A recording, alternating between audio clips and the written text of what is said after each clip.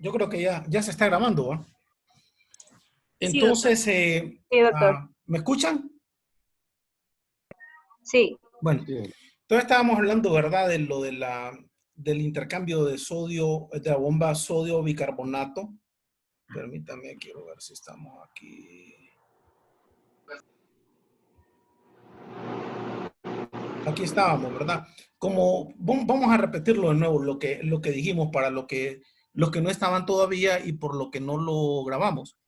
Hablábamos de que de las complicaciones agudas de la diarrea, tenemos algunas complicaciones que son las metabólicas, y dentro de las metabólicas está la acidosis metabólica, que se produce por la pérdida de bicarbonato por las heces, y que además sumado a esto se puede producir por la hipovolemia, por la hipoxemia, que ocasiona la hipovolemia debido a las pérdidas y a la deshidratación. Y también dentro de los otros alteraciones de tipo que se producen las diarreas, que pasan más de 3 días, son las diarreas, son las alteraciones electrolíticas.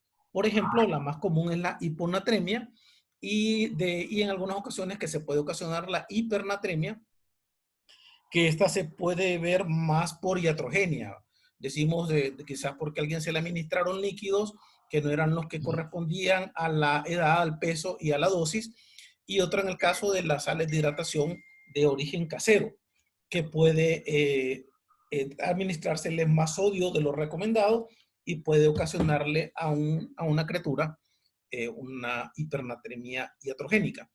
Entonces, recordando lo de de este intercambio, decíamos de que el sodio ingresaba a la célula, se intercambiaba con un ion de hidrógeno y se combinaba en forma simultánea con el cotransporte de cloro por el bicarbonato. Entonces, esta forma de transporte se ve inhibida por el aumento del AMP cíclico, por cambios en la concentración de calcio y por activación de la proteína quinasa C. Entonces, les decía de que existen muchas toxinas, las bacterias, como por ejemplo la E. coli, la Shigella, tienen una enterotoxina. Por ejemplo, la Shigella tiene una enterotoxina, una neurotoxina. Entonces, la neurotoxina puede ocasionar daño directamente cerebral, y por esta razón incluso puede hasta ocasionar convulsiones en algunos niños. Y eh, la otra enterotoxina que produce la E. coli es la que puede dar este incremento en el AMP cíclico, y por lo tanto produce esta inhibición del transporte y puede ocasionar una diarrea secretora. Aquí tenemos el diagrama donde podemos ver el intercambio de sodio, ¿verdad? Y con el ion cloro, y que de esta forma se pierde el bicarbonato saliendo de la mucosa. Bien, la absorción de cloro. El recambio cloro-bicarbonato ocurre primariamente en la membrana apical de los enterocitos en el ilion. El transporte pasivo de cloro a través de la ruta paracelular, este mecanismo es también responsable de algún movimiento de cloro en el epitelio. Sabemos de que al irse el cloro, arrastra el sodio, al irse el cloro y hay el sodio, arrastra el agua, y de esa forma es como puede producirse la diarrea secretora. Cerca del 90% del potasio ingerido se absorbe, y bueno, disculpen, estamos hablando de la absorción de potasio. Cerca del 90% del potasio ingerido se absorbe, y en este proceso interviene tanto el intestino delgado como el colon. La mayoría se absorbe en el yeyuno, pasiva, con una absorción pasiva, con difusión en un entorno de gradiente de concentración bajo de aproximadamente 10.000 equivalentes por litro. El potasio se puede absorber a través de las células de la mucosa del colon por la bomba sodio-hidrógeno ATPasa, que recambia hidrogeniones intracelulares por el potasio luminal. También puede ocurrir como una alteración importante de la diarrea electrolítica la pérdida de potasio por este mecanismo. Por lo cual nosotros es común que podamos ver en algunos pacientes que tienen diarrea, y volvemos a lo mismo, que ya sobrepasa más de 3 días de estar con diarrea, que pueda ocasionarle lo que se conoce como un ilio metabólico, o también que se le conoce como un ilio infeccioso, en el cual ni más ni menos lo que está sucediendo es que por este mecanismo no se da este intercambio de hidrogeniones con el potasio, se pierde potasio a la vía luminal y empezamos a tener valores bajos de potasio. Al haber valores bajos de potasio, va a disminuir la motilidad intestinal, claro, porque el potasio va a alterar la función de la capa muscular del intestino y por lo tanto va a generar lo que se conoce como un ilio metabólico o un ilio infeccioso. ¿Cómo podemos nosotros clínicamente ver valorar a los pacientes con un ilio metabólico? Lo vamos a observar porque el paciente empieza a distenderse. Por lo cual yo siempre les recuerdo a los alumnos, cuando estamos viendo pacientes en la emergencia, que tienen que medirle el perímetro abdominal a sus niños en su hoja de ingreso o en su hoja de admisión, y de esta manera pues, poder decir si está haciendo o está desarrollando un hilo metabólico. Tenemos un diámetro de entrada y podemos ver de que hay ciertos cambios, solamente lo medimos y vamos a ver si hay cierto incremento del perímetro abdominal más la clínica de que vemos la distensión, podemos pensar de que ya se esté tratando de un ilio metabólico o un hilo infeccioso por pérdida de potasio. Entonces, ¿cómo lo vamos a tratar? Pues vamos a mandar a hacerle unos niveles. Bueno, se puede hacer una radiografía, sería el primer paso. En la radiografía vamos a poder observar el hilo metabólico, se puede observar, lástima que no tengo la fotografía acá, pero podemos observar lo que se conoce como niveles hidroaéreos o imágenes como en escalera de lo que se ve el nivel de líquido con el nivel de aire que hay dentro de la luz intestinal.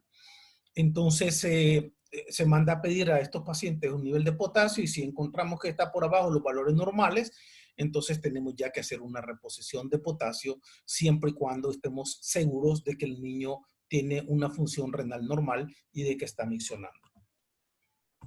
Bueno. El bicarbonato. En la célula el CO2 reacciona con el agua en presencia de la anhidrasa carbónica para formar el ácido carbónico, que se disocia en hidrógeno y en iones de bicarbonato. Los iones de bicarbonato se difunden a la sangre mientras que los de hidrógeno se secretan a la luz. En el hilo, los iones de bicarbonato se secretan a la luz en recambio con cloro. Como resultado del contenido ileal, se torna alcalino. La secreción alcalina de las glándulas duodenales ayuda a la neutralización del quimo del estómago. El transporte de líquidos y electrolitos ahora en el colon. En el colon proximal, los movimientos principales del sodio y el cloro resultan del aparente acoplamiento de la absorción de estos, aunque no se conoce si este acoplamiento es directo o indirecto. En el colon distal, el mecanismo más importante para la absorción del sodio es de tipo electrogénico. En el epitelio, canales selectivos para el sodio favorecen el movimiento apical del sodio dentro de la célula. El colon distal es capaz de transportar sodio con concentraciones luminales tan bajas, incluso como de 30.000 equivalentes por litro. Ahora, la secreción intestinal del cloro ocurre en las células de la cripta por la presencia de dos mecanismos celulares específicos que son canales selectivos localizados apicalmente y un cotransportador específico de cloro acoplado al sodio.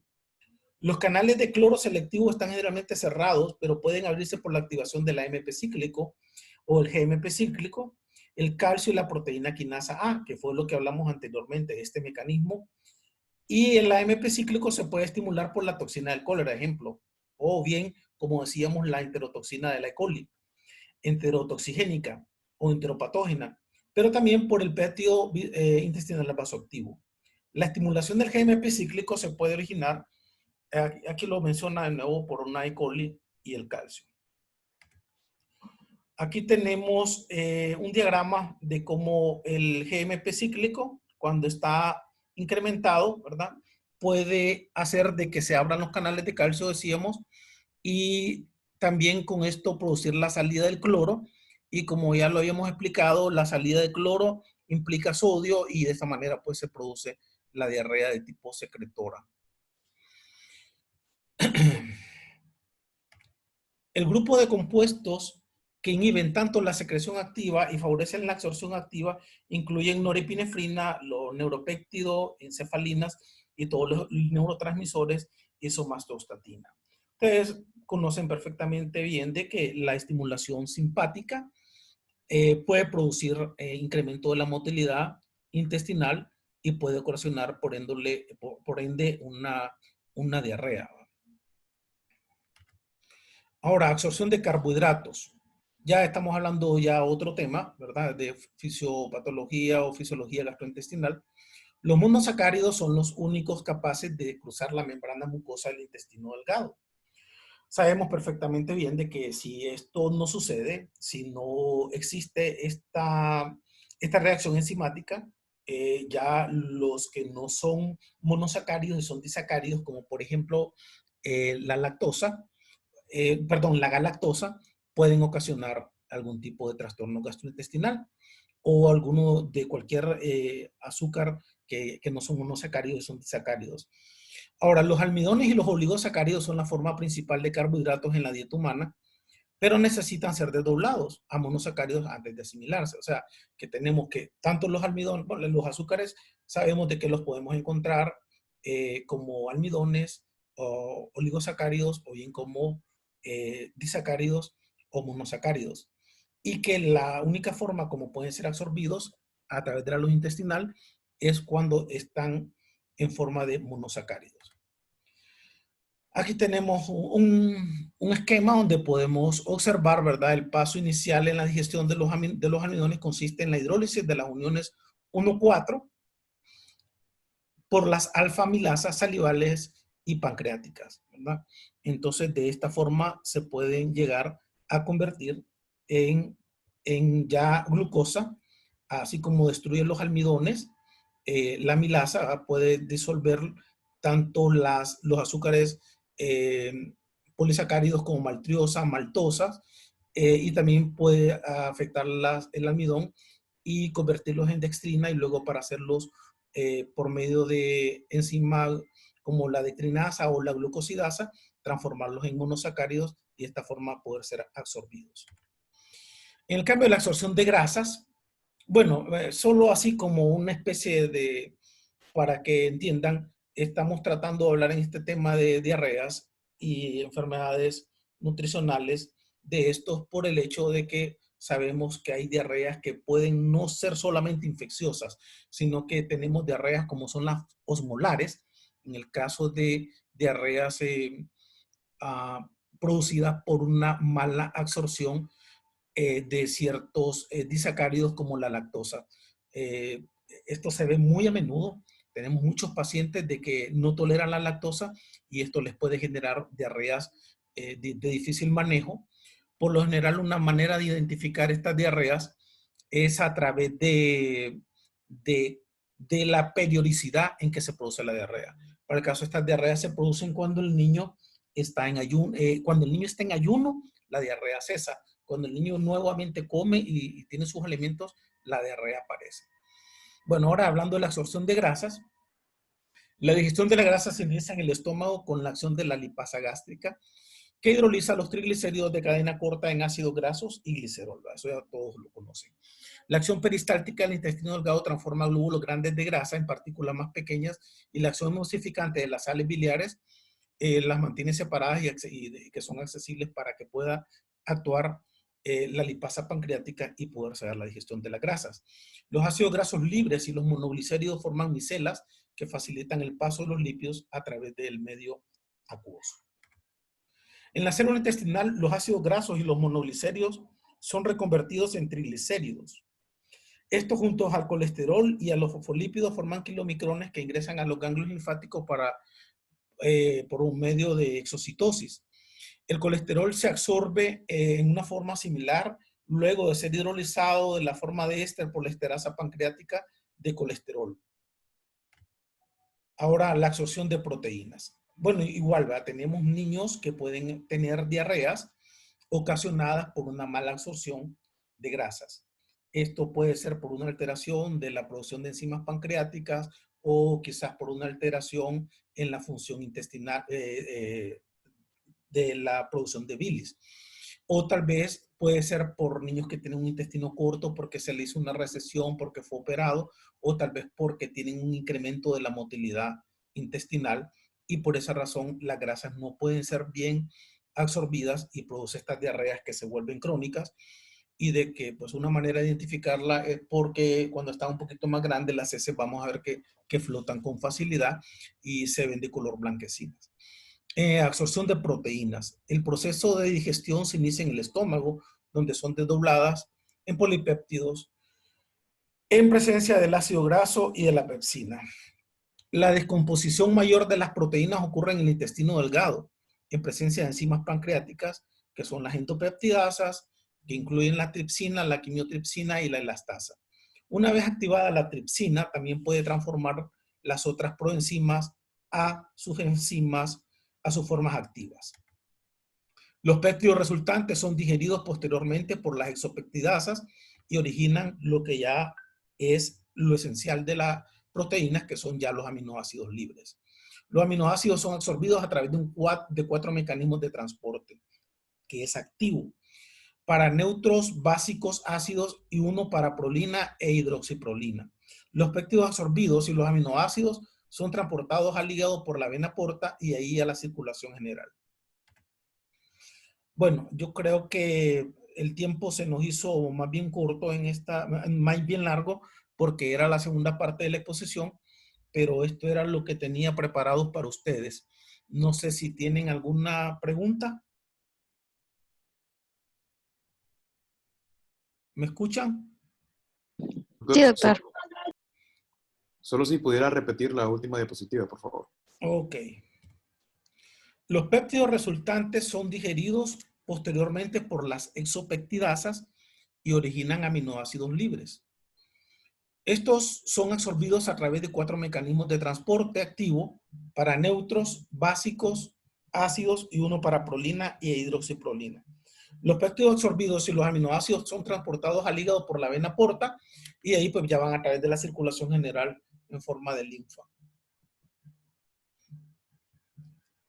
¿Alguna pregunta? Bueno, si no tienen preguntas, pues aquí finalizamos ya la clase de lo que habíamos hablado de la fisiología y fisiopatología de gastrointestinal, ¿verdad? Voy a tratar de, bueno, ya esto ya queda grabado y por si alguno de sus compañeros no tiene la clase y para podérsela compartir. Que tengan un fin de semana guardados en casa, por favor, ¿verdad? Y hay que cuidarse. Sí. Gracias. Muchísimas gracias, doctor. Feliz tarde. Gracias. Feliz tarde. Bueno. Gracias, doctor. Feliz tarde.